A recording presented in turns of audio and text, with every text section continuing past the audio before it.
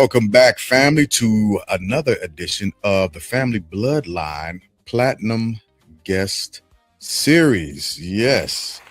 And today we have, as always, another special guest with us.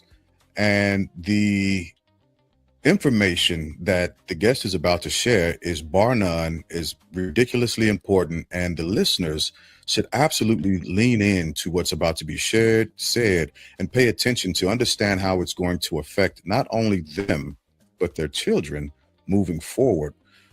So I want to start off with a lead in, like I expressed before, and essentially just read your Meet Lyndsey off of your URL.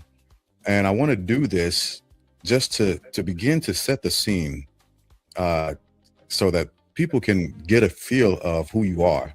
Mhm. So, a little bit of background. Lieutenant Colonel Lyndsey L. Thompson was born in Wilson, North Carolina, but raised in Radcliffe, Kentucky. She graduated from Fort Knox High School and received her Bachelor of Arts and Active Duty Army Commission from Western Kentucky University in Bowling Green, Kentucky. She later received her Master's of Business Administration from the University of Louisville, Kentucky. Due to the military, Lyndsey has lived in numerous places across the country and the world, to include New York, Georgia, Florida, and Japan, to name a few. She has two combat deployments. The first, to Afghanistan, was with the 10th General Support Aviation Battalion, 10th Mountain Division, as the Battalion Assistant S2, which, for those who don't speak military, is the Intel branch or Intel section, intelligence section. And that was in 2007. She refers to this experience in her writings and a number of her speeches. This was followed by a second deployment to Iraq. And so, just again, to give a little bit of background before we jump to you,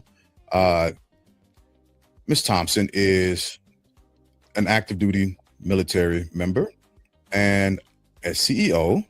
And we'll ask what you're the CEO, the name of your company, but a CEO, an author, and we'll explore your book momentarily, and a speaker as well, which is phenomenal, which is absolutely phenomenal. So with those things being said, let's lean into you so we can learn a little bit more about you as we go. So please tell us a little more about you that your introduction doesn't actually say.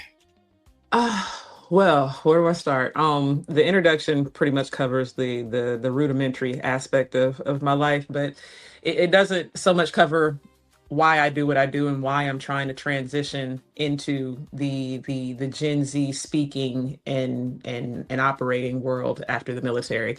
So I never had any children of my own. However, I do have 11 godchildren. So all of them ranging between the age of 15 and 24 now. So all of them are inside of that Gen Z range, right? And I've always believed that the Lord saw fit to not allow me to be a parent because he wanted me to be able to pour into so many of the other children in my life. And that is what I'm hoping I am able to continue to do after the military, which is why I wrote the book. They are definitely the inspiration for that, looking out at the world and the way the job market is changing. And the job market seems like such a small aspect of the world, but whether we like it or not, money in many ways does make the world go round. It takes it to, we got to eat, we got to have shelter. And this is the things that are necessary to be able to do that. So I wanted to make sure that as my kids grew up and transitioned into the world, that they'd have the tools that were necessary to continue to compete and compete from the forefront, as they go out into the world looking for those jobs and looking for that manner in which to sustain themselves. So I'm a hard charger for my kids. That's really what it all boils down to. That's who I am. So 11, how did you come down? How did that happen? What was the process and the progress that led up to 11? Look, That's a lot. let's start with the first few. So the first few, their mothers were smart. Okay, I've known the mothers of the first few since I was in high school. Oh, wow. And when I joined ROTC in college, a few of them forward thinkers, Lyndsey's gonna have a guaranteed paycheck for the next couple of Mm, years.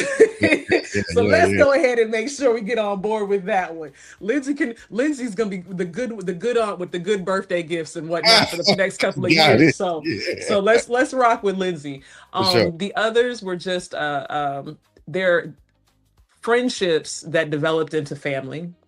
So their kids became my kids, and they just kind of I kept collecting them like baseball cards. So Yeah, so I've and the more I moved around, I'm one of those individuals where and I say it in my book, I'm a self-professed introvert. So when I move from place to place, I don't tend to make a lot of friends. I make one or two really good ones, and then they become family, and their family becomes family. So I take on their children as if they were my own. I'm Auntie Lyndsey to a number of kids out there. But again, it is a passion of mine as well. I love talking to kids. I love watching their eyes light up when something connects. Um, I think I have also that personality trait where I am the protector. I'm also the big sister. I have a younger brother, and it was always my goal to make sure that everything in front of him was laid out. He went to the same high school I went to initially before going to John.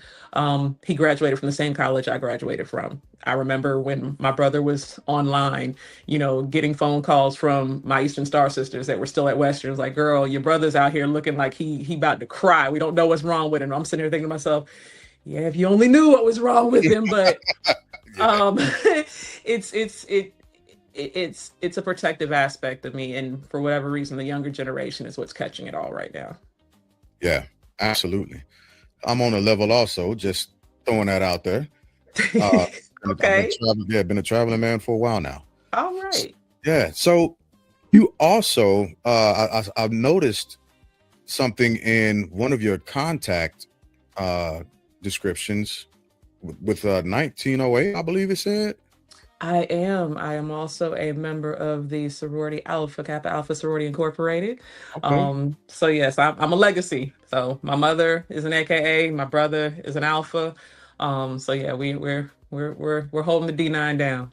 I dig it. I dig it. That's great. That's great. I have a niece. I think I said this before. I have a niece that is part of AKA out in Mhm. Illinois. So shout out to you, Mackenzie.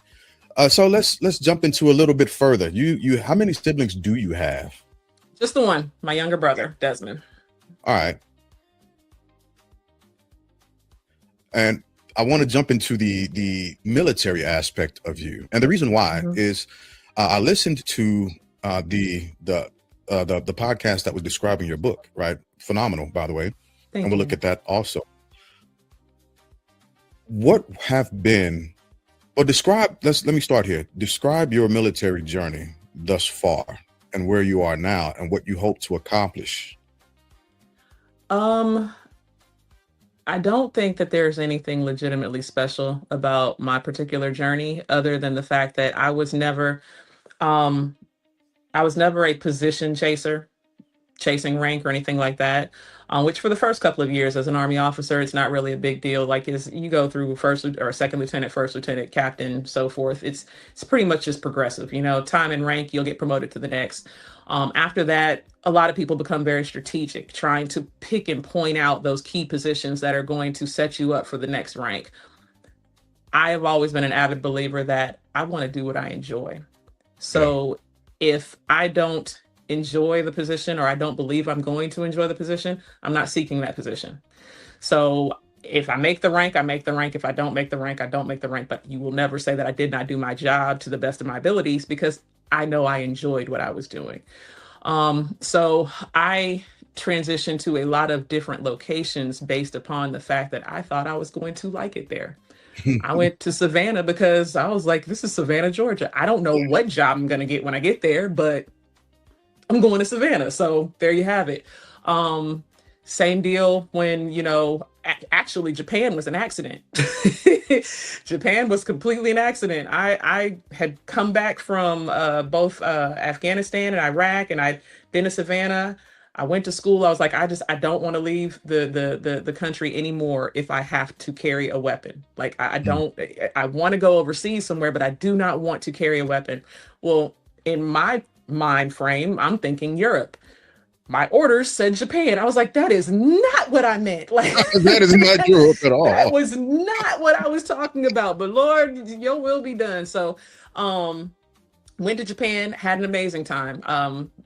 I was ready to come home when it was time to come home, Yeah. but had an amazing time. But again, my journey, I wasn't out seeking any different positions in order to seek rank and so forth. I was out to have a good time and to learn as much as I possibly could. And as long as I continue to enjoy my job, I'll continue to move forward. I'm in a position now that I could have never dreamed of.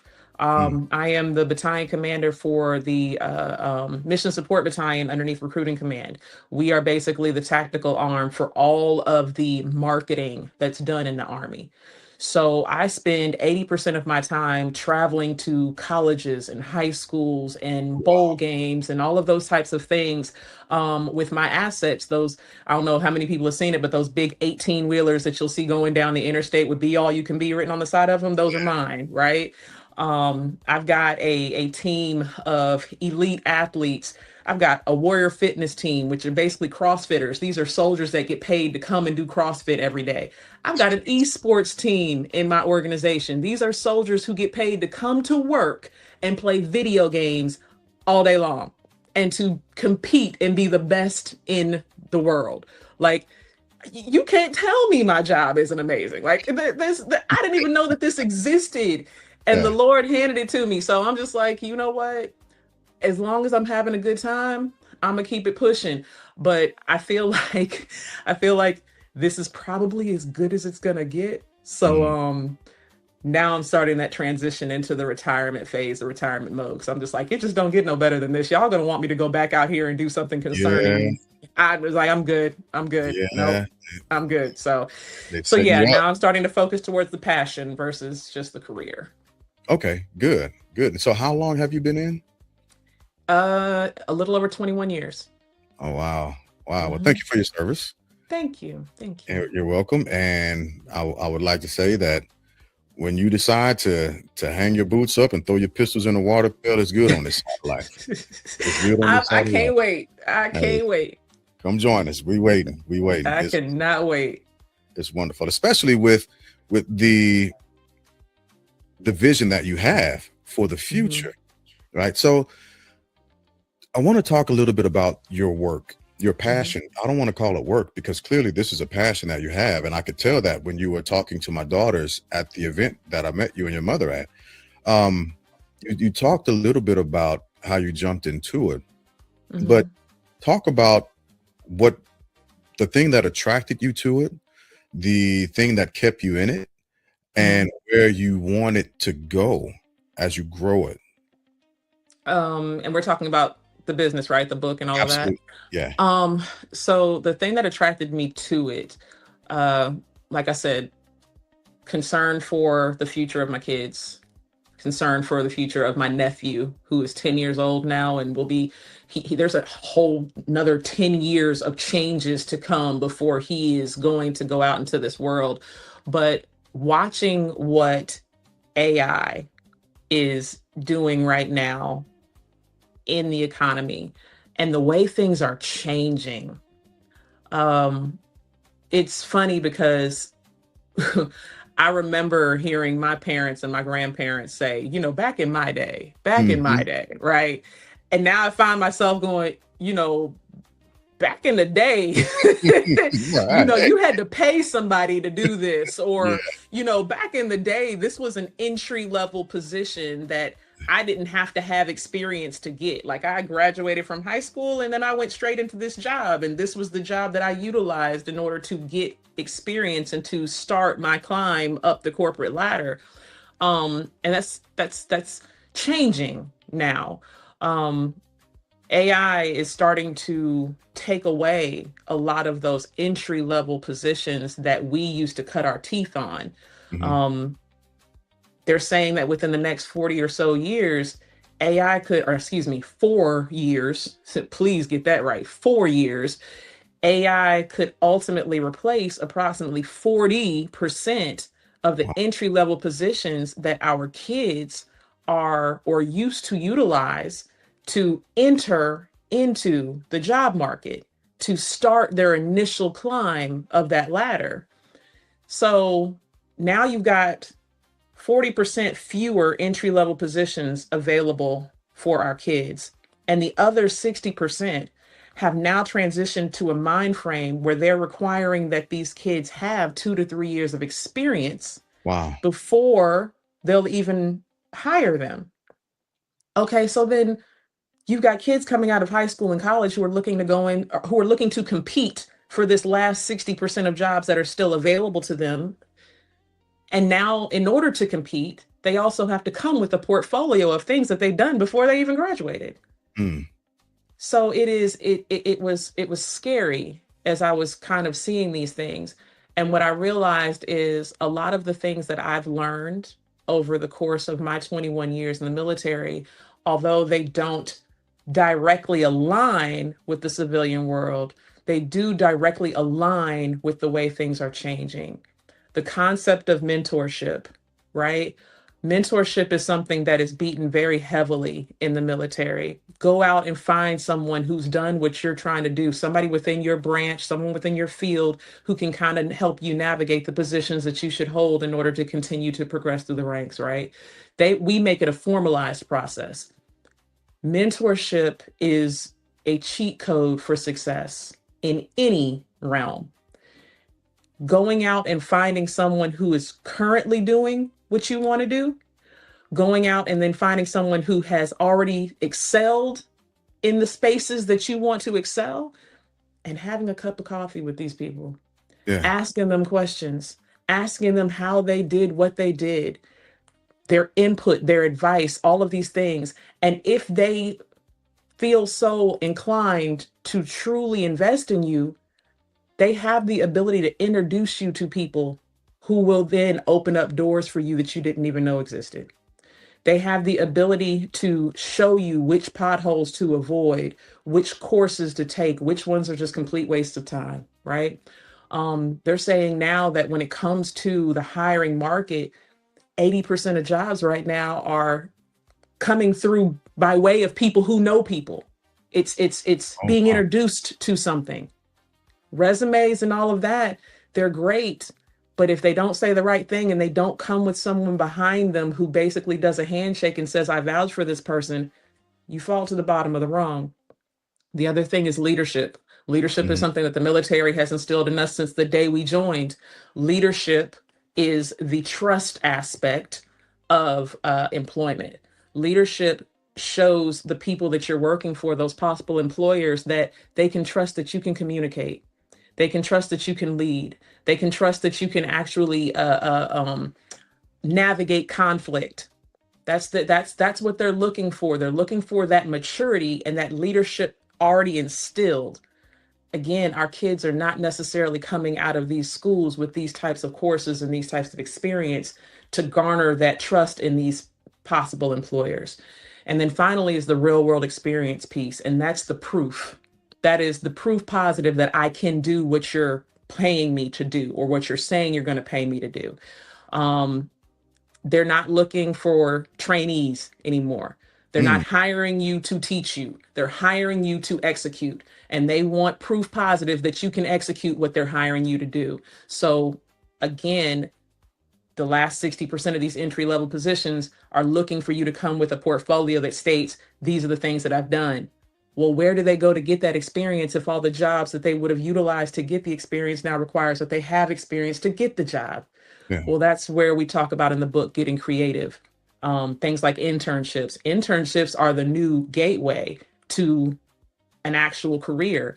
They're using internships as not as part of the hiring process now. So if you want to get in the door, an internship is no longer a luxury, it's almost a requirement, right?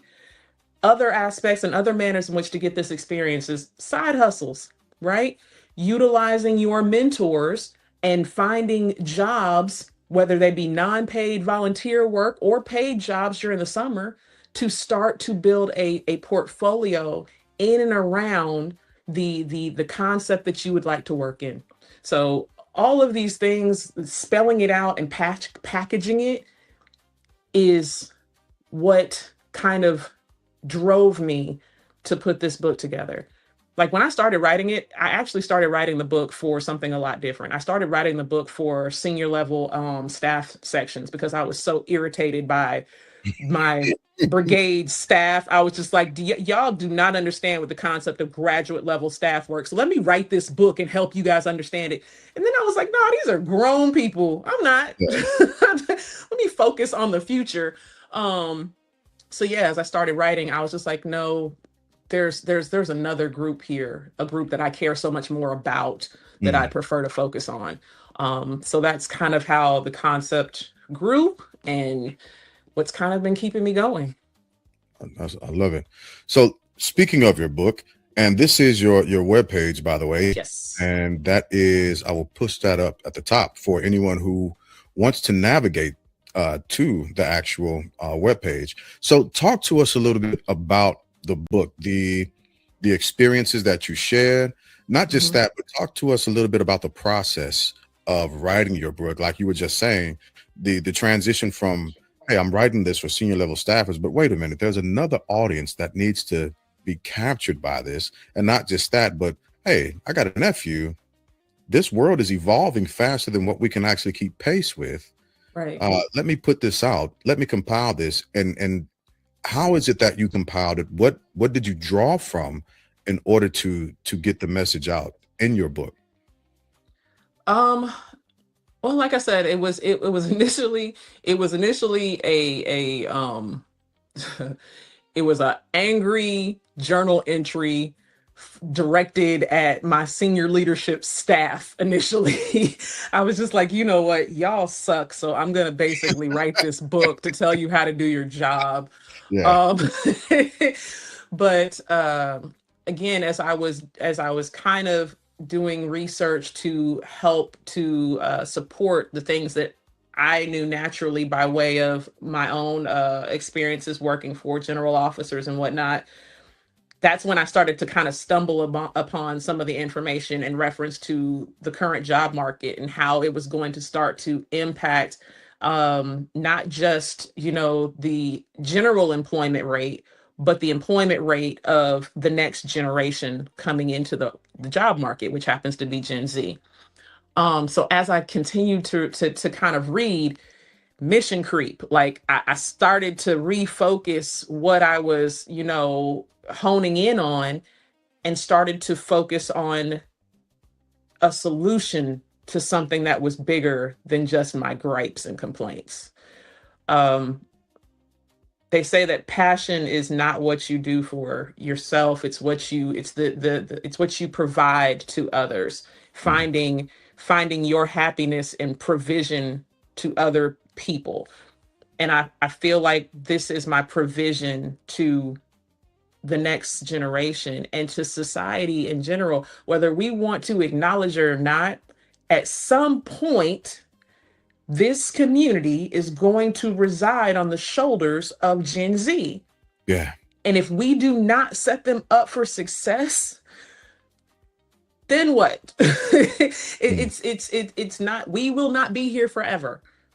At some point, we are going to completely hand the reins over to them. And when that happens, they have to be prepared to take the reins. And right now, we're not doing them any justice. We're I not. I So agree. this was definitely just a carry on for, you know, the my attempts to set them up for success. Yeah. Okay. So continuing and moving forward, I've jumped again. This is on your webpage, Mhm. www.booklyndsey.com, and this is an overview. What I'm showing now is an overview of your actual book, which again is fantastic. Mentor Me: A Quick Start Leadership and Career Guide. Mhm. And you have this space down here. What is this exactly? Is this getting? It says send my free guide. Free guide to what exactly? So it is a quick start leadership guide. It's basically a very, very, very brief summary of the main concepts within the book and a little bit of elaboration on them. So again, kind of discussed it, mentorship, leadership development, and the actual requirement for real world experience and how to go about getting it. So that quick snapshot It's kind of a quick bulletized, cheat sheet of some of the things that are in the book. And then, of course, the book itself will elaborate on that. That's awesome. Yeah, I highly recommend for all the listeners to go to the webpage, look at the resource page. First off, order the book. Let me start there. Get the book. It's worth it. I'm going to get 4 copies. Actually, I'll probably get about 6 because I've got 2 nieces that I want to get this to also. Actually, it's going to be more than that. I got bonus babies. Okay, so listen, keep it going, keep it going. Yeah, I'm definitely going to get some copies of this for sure. But I want to make sure I get it out because the information that you're putting out, and it's not just theory, right? And there's a clip that talks about a lot of people going through theories, and even you going through a theoretical portion of your career coming out of college and then going into the Army and then being hurled into a real world experience during a deployment, right? And so that's not just theory, but it's practical application. Absolutely. And the information that's shared is real, right? This is real information. So you were talking to us a bit about the movement of the book, the process of the book, and I want to highlight one of your quotes, right? This right here: leadership is a behavior and not a position. Where did that come from? I'd love to say that I coined it, but I'm pretty sure I didn't. You can find it in multiple versions all over the internet, and I can't remember the individual who initially stated it. It wasn't exactly like this, but a version of it. But the purpose behind it is I need these kids to understand that in order to get ready for something, you have to start preparing yourself before you're placed in the position, right? Leadership is something that you can execute and exude every single day in every aspect of your life, whether it is at home, in your interactions with your siblings, whether it is in school, taking part in and showing up for all of these different types of extracurricular activities, sports, drama, whatever the case may be. There is always an opportunity to exercise that leadership muscle, right? And they need to understand that they have to start doing it now. You have to start building that muscle memory now. Learning as much as you possibly can about the concept of communication and how to communicate more efficiently and effectively. Understanding that communication is not what's necessarily said, but it's what's understood by the individuals or individual that you're speaking to. You cannot be a leader if you cannot give direction, and direction that is understood and then executable. Understanding IQ as well as EQ, your emotional intelligence. That's going to help you in the methods of not just avoiding conflict, but directly being able to operate within and around conflict. Every day is not going to be a sunny day. And you have to understand how to work with individuals who may take you there. And because they will. All of these things, again, are expected characteristics of a very, very youthful generation. These are not necessarily things that we had to be as boned up on when we first went into the military or wherever else. We got the benefit of being able to kind of go through a couple cycles in our actual careers before they were expecting us to stand. I've never... She's just a second lieutenant. She's just a lieutenant. Don't worry about the lieutenant. Don't worry about the lieutenant. That was the excuse that we got for a very long time. You're just a lieutenant. They really didn't start taking you seriously until you made captain. And that was only because a captain could be a captain for 8 years. So you didn't know whether or not it was a young captain or this was a captain that was about to make major who's dang near at 10 years of service, right? Right. So, I mean, but these kids, they don't get that luxury. So they have to understand that leadership is a behavior. It's something that you have the ability to exude every single day. You do not have to wait until you're put into a position that basically states you're the captain, you're the leader, you're the one in charge. be in charge no matter what arena you're operating in. People should always look to you and go like, you know what, I trust that person. I don't know what it is about him, but that's the one I'm gonna follow. Yeah, absolutely. What is your recommendation or advice when trying to seek out and find a mentor, understanding that you're looking for somebody who's already in the position that you want to see yourself? But what Mhm. other aspects of mentorship should a younger person or anybody for that matter uh, look into, kind of like checking the block, as it were, Mhm. to make sure that they're finding the right fit for them? Um, One thing that you want to look for, and this is something that will take you at least one or two meetings with the person to truly evaluate, is their character. Are they in this for you? Right? Are they willing to help? Do they want to help? Um, do they spend the entire conversation talking about themselves and about the grandiose things that they've accomplished in life and never once, hand it over to you? Are they teachers? Are they somebody who's willing to invest in you? Right? Um, it's one thing to go out and want to talk to someone who has been successful, but that person not necessarily be as committed to seeing you progress as they were, or as they are, just talking about their own progression, right? Um, so you have to kind of find the balance. They've been successful, but they also want to see you be successful. The other thing, and this is not necessarily what you're looking for in a mentor, but when you go out looking for a mentor, don't be creepy. Don't be creepy when you're going out looking for a mentor. Will you be my mentor? That is, don't do that, Yeah, right? that is weird. Um, go and do some research. Find someone who has, again, like I said, done something that you want to do. Look into one of their projects and be like, hey, I see you did X, Y, and Z. I'm actually interested in doing that as well. I was wondering if you might have a few minutes to talk about that and, kind of give me some ideas as to how I might be able to do something similar. Right. It's a lot of different ways that you can go about it, but don't be creepy. I might, I might have to put that on one of my other podcasts. Whatever you do, don't don't be don't creepy. don't be creepy. Don't be Yeah, creepy. I've had the experience of uh, I worked on the general staff before in the G4, and I was doing a lot with a lot of people, a lot of different sections, and I did have that experience where the soldier was like, "Hey, Glass, you be my mentor?" And I was like, "What?" Like, what does that even mean? Like, what do you want from me? Like, being a mentor is a huge responsibility, first off, It and is. I like agreeing with you on a lot of different aspects.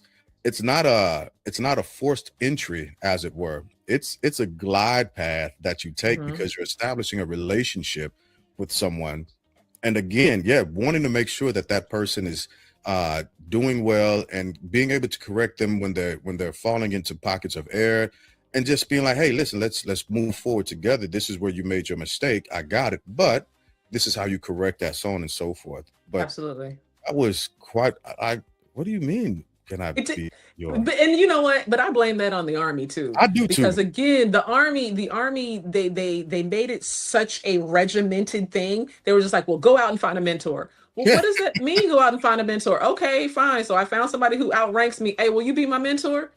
And the person that you're talking to is like, me? yeah, Which what the mentor doesn't even know what that means. Like, well, exactly. what do you want me to do? Yeah, yeah, So don't ask the question, will you be my mentor? Ask very specific questions. Hey, you did this. Can you tell me how you did it? Would you mind sitting down and kind of explaining it to me? I'm trying to do something very similar. Would you have a few minutes to sit down and at least tell me what you want from me? yeah, yeah. There's an So expectation on both ends that has to be absolutely. expressed, that has to be communicated. Yeah, that Absolutely. regimented movement that the Army has, even in a software product that's been pushed out there, you've got to go, you've got to identify the mentor, Mm-hmm. you've got to do check-ins with the mentor. Now that's on top of doing your quarterly counseling, yada yada Yep. yada. Like, come on, Yep. Yep. it's a And very then serious. again, they never explain what the roles of both of those parties are. And the other thing that I discuss in the book is the role of the mentee. Like, in Mm, order to go and get yourself a good mentor, you have to be a good mentee as well. And what does that mean? That means coming to these meetings prepared to have the conversations. If your mentor is leading 100% of the conversation and you're just sitting there in absorb mode, you're not doing it right. You should mm, have some very specific questions when you go meet with this individual, and then be open to feedback. This is when your EQ comes into it. If you're one of those types of people that shut down when you're giving criticism because you think you either know it all or you just simply don't know how to take criticism, you're not a good mentee and you're not going to get anything out of this. You're really not. And then when they give you feedback, come back the next time prepared to give them feedback on the feedback they gave you. Did you execute what they suggested? They mm. want to hear that you did what they spent their time investing in you to tell you to do. And if it worked, great. Tell them that. If it didn't work, great. Tell them that, right? And they can help you kind of tailor that. But it's a two-way conversation. It's a two-way street. You don't get to just sit at the table and go, go. That's Right. not how this works.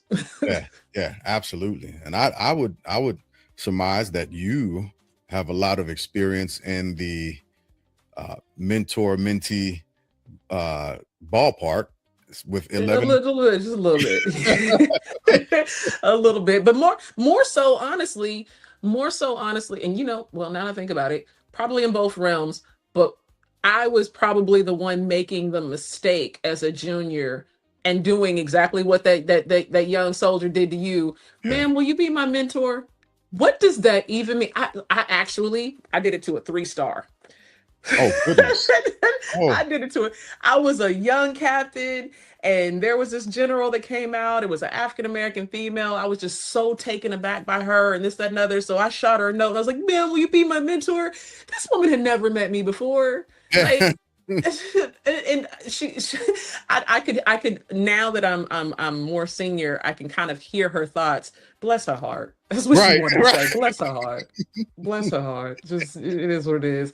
But the mentorship that I do now, it is much more natural. So the soldiers that I mentor now, they don't even realize that that's the relationship that we have, because Mm, typically they'll just kind of roll past my office or shoot me a message on Teams. Hey, ma'am, I was just wondering, you got a second? I just wanted to float something past you real quick. Cool. Ask the question. I'm definitely here to listen and give you any feedback. So it's not that dress right dress, rigid platform that the military had kind of established for us. It is a much more fluid relationship. yeah. That's really, really important to say.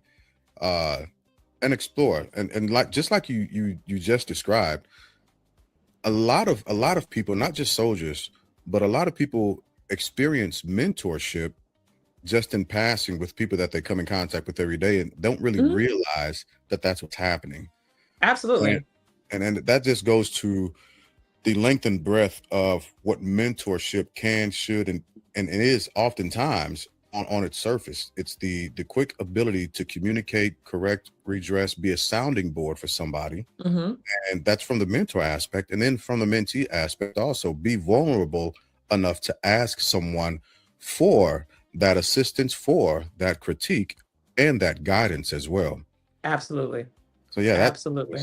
very important to say. Thank you for pointing that out. So let's talk about your speaking, at the speaking aspect of you. This, Yes. so have you been on summits, or have you engaged in any actual speaking platforms just as of yet? So not outside of the military yet, right? So this is probably obviously doing, speaking engagements for different local community groups and things of that nature. But the military has been my sole focus. So because I'm still technically in the military, I don't have a lot of time to be out traveling and doing all that. But I am hoping that this is my journey towards getting to these larger platforms, right? um I'd like to do community workshops for kids. I'd like to do leadership workshops. I want to do small interactive career counseling groups to help kids more, not necessarily with one-on-one because I really don't have the time for it right now, but sitting down as a group and discussing some of their concerns as they're getting ready to transition out, and then reviewing resumes and all of those types of things. Like, these are all the things that I want to do.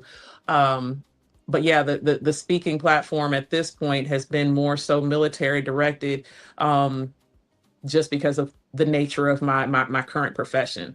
But I'm hoping that over the course of the next, what is this, March? I hang up my boots in December. So come December, I want to hit the ground running, and I want to be able to go out and do, the high school commencements and all of those things. Speaking of which, this book is an amazing high school and college graduation gift. We're getting ready to go into the graduation season. So for those who are still out there figuring out what they're going to get their graduate for graduation, definitely a spot on target, spot on gift. But yeah, I'm hoping to step that up after, I kind of release myself from the military reins. Yeah, and so December can't come fast enough. Cannot. Right? Senioritis is kicking in, boy. I get it. It's a thing. It's a thing. And when you get there, I'm glad that you're leaning in on what you want to do now. And I try and take my time to say this whenever I have the opportunity for service members who are on the cusp of exiting, right? Mm-hmm. Doing your final exodus from your military mission. It's worth stepping into the things that you want to do now. Right. Right. If you see yourself as an accountant and you've already got your degree, well, then you need to start practicing that craft now. And if you don't have your degree, position yourself to receive and get your degree, right? Whatever you're going to do, wherever you see yourself in the future, you should start doing it at the very least, 2 years before you exit. Absolutely. And the crazy thing about it is the book was really an afterthought, right? So like I said, it started off as a basically a temper tantrum. But then, crazy enough, so my father went to one of the Classic games down in Georgia, I believe. And while he was there, he ran into a retired lieutenant colonel. And my father, Big T, the man knows everybody. He ain't never met a stranger, right? Yeah. Not even in Georgia. So he's outside and he sees this guy's car, and he comes back into the hotel lobby. He was like, "Hey, whose car is this? It's a really nice car." And the retired lieutenant colonel said, "It's mine." So they're chopping it up in the hotel lobby. And turns out the guy's father had been stationed up here at Fort Knox while my dad was still active duty. So my dad knew the dude's father. Wow. So they're talking and he's telling, he's telling the guy, my dad's telling the guy that, his daughter's getting ready to retire, lieutenant colonel. And dude's like, "Oh, I'm a retired lieutenant colonel, blah, blah, blah, blah." He's telling him what I wanted to do. He was just like, "Well, she wants to go into public speaking. She wants to focus on, Gen Z and blah, blah, blah. And she's trying to write a book." This dude was like, "Hey, I've got the perfect person for her." So he hands me the card of a retired Air Force Master Chief who owns his own publishing company. So fast forward, literally 2-3 weeks later, I hit up Lieutenant Colonel Retired Ship. "Hey, sir, thanks so much for the business card. Dad just got back, gave it to me. Appreciate you. Now I am now forever on his what do you call verse of the day, Bible verse of the day text message thread." Yeah. But I get a hold of retired Master Chief Cunningham, Dr. Cunningham, and Dr. Cunningham is the one that walked me through this entire process. Because I'd never published a book before. I didn't know how to go about it. I didn't know any of this stuff. So it's just by way God's grace and laying everything out. But Dr. Ship, Lieutenant Colonel retired, became a mentor. Dr. Cunningham, Senior Master Chief retired, became a mentor. So you will pick up a mentor along your journey. And I've never even met either of these gentlemen face to face. Oh, wow. I've not met either of these gentlemen face to face yet. Now, Dr. Shippen or Dr. Cunningham and I, we have routine, Zoom calls or whatever, since, he has helped me publish the book and he's helping me with the whole speaking piece and all that. But I've never met either of these dudes. But they're African American senior leaders within the military who have transitioned out and are helping others do the same, Yeah, follow their passions. that's amazing, man. So Yeah. let me ask you this: where do you see yourself? Uh, and you kind of touched on this a little bit already, I believe, but I just want to rehash it, just to paint the picture of framing and having a vision for one's self and your work.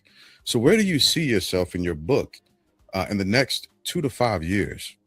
hmm Um, I want and it is to speak the dream into fruition. I would love to transition into some version of a nonprofit that is Mm, focused on a particular age group. Um, I want to be able to continue to pour into their leadership development. I want to continue to guide them. I want to be able to take more of a hands-on approach to the actual physical portion of their transition. So, resume writing, interview skills, all of those types of things, right? So, these programs exist, but I don't know that they exist in a fashion that is tailored to the new world. mm, We have Dress for Success that exists to help, individuals garner the necessary apparel to look the part. We've got resume writing workshops, but I don't think we have anything out there that is specifically tailored to the way the market is changing and helping individuals meet those new goalposts and overcome those new obstacles. It used to be a matter of if your resume is legit, you're good to go. No, that old phrase, your network is your net worth. yeah. It's becoming more and more true. So how are we helping them to build their network, right? I want to be able to try to do things that and functions where we bring together possible mentors and all these different types of organizations, and Mm, we put them all in one location. And then I've got at a certain point after I have instructed you on what it is that you need to do in order to be a good mentee. I'm now going to put you into a ballroom or a basketball game or some type of event where it's flooded with possible mentors. yeah. And now you've got to go out and do your thing, right? Because you're either going to sink or swim. And the ones who swim will go out and they'll talk, they'll mingle, they'll have conversations, and they'll identify those mentors, those natural relationships. Um, I want to, again, host small group settings where we are discussing the challenges that they're having and we're addressing all of their gaps one by one, whether it be a skill gap or if it's their positioning gap. Let's talk about your LinkedIn page. Let's talk about your resume. Let's talk about the people that you need to communicate to. Are you sending out these introduction emails via LinkedIn to people who might be in a position to be able to assist you? It's a whole lot of stuff I got going on in my head. I just got to figure out like what that looks like in a structured manner, right? Yeah. So, yeah. Yeah. That's amazing. I'm here for it. I hope that you'll come back and you'll keep us Oh, updated absolutely. on your progress so that we could be a part of your journey as well. Uh, Absolutely. Absolutely. like I tell all of our guests, the Family Bloodline Network, we're just as invested in hearing what you're communicating as what you're putting action to and in as well. So we Absolutely. definitely want to make sure we keep up with you throughout your journey. So we are going to transition to the end of the interview, unfortunately, because I think we could talk about this all day. I absolutely love the vision, the heart and the passion that you have for the future. I've said on other platforms that I have, the consumerism that our culture has, and what it's been projected to over the next few years, and how much we're actually putting and investing back into our own community. And it's primarily lost. And the fear that I have with that loss, that degradation as we continue, is we will debase ourselves to a point to where we don't own anything, and we're Mhm. hurled back into nothing more than a position of servitude, and Right. not being able to not be able to administer things that we need to administer for Mhm. our section, our corner of the earth, right? And as Dr. Cornell West said, it's not a barrier against anyone, but in order to love the rest of the world, you have to figure out how to love I yourself. love yourself. Yeah, Mhm. filling up a cup and you allow that cup to spill over, and once that cup spills over, the contents of that cup will flood the table that it's on. But the only thing that comes out of a cup is what you put in it, and if you're not Right. putting the right things in it, the right things won't come out. Yeah, I think our portion is we pour out what we have in our cup, when in actuality you should be filling everyone else up with your excess. Like Absolutely. you should not have to pour out of your cup in order to fill up someone else's. You get the excess, which Yeah. means if you keep pouring into me, then I can keep giving it to you.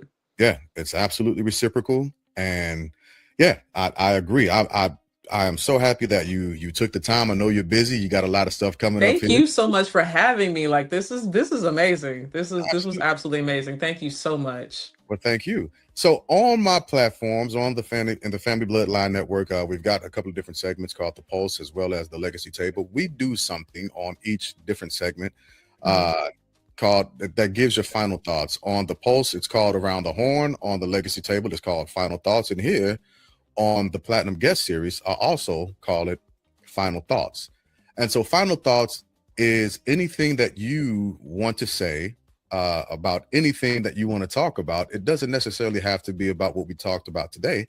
It could be, hey, I ate this for breakfast and it was great. I highly recommend you try this breakfast food, you know. So your final thoughts. um okay.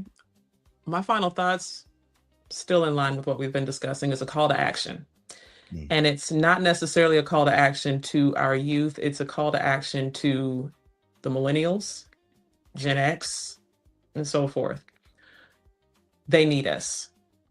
We have been blessed in the fact that a number of us have established ourselves in very successful positions. And it is time to turn around and give back. If you are not mentoring someone within our community, you are doing our community and the next generation a disservice. So I am asking, this is a call to action to my generation, to our parents' generation, to go out and actively seek someone who is looking for guidance, right? Yes, a lot of the responsibility should fall on them to come and look for a mentor, but doesn't always happen that way. And some of our kids are very introverted and have not really expressed them. They haven't gotten a hold of who they are yet, and they need a little bit of help. So that is my call to action to the other generations. Go out and help, seek out, give guidance, do all the things, right? Help them get that experience, pull them under your wing, and hey, get some free labor while you're at it. Internships are awesome. It's unpaid labor, but they get to reap the benefits of the actual experience. So that's my final thought. Amazing, amazing. So as always, I appreciate your time and your patience.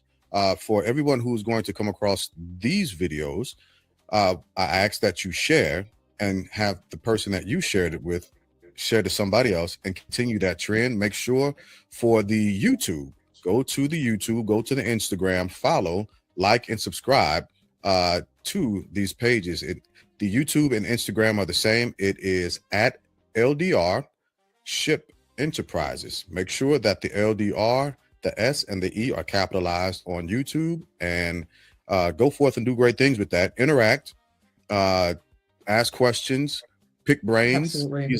and again, assist where you can. So once again, thank you for hopping on. I appreciate you. Thank you for your time. Stick around with me for a moment, and we will see you all on the next round of the Platinum Guest Series.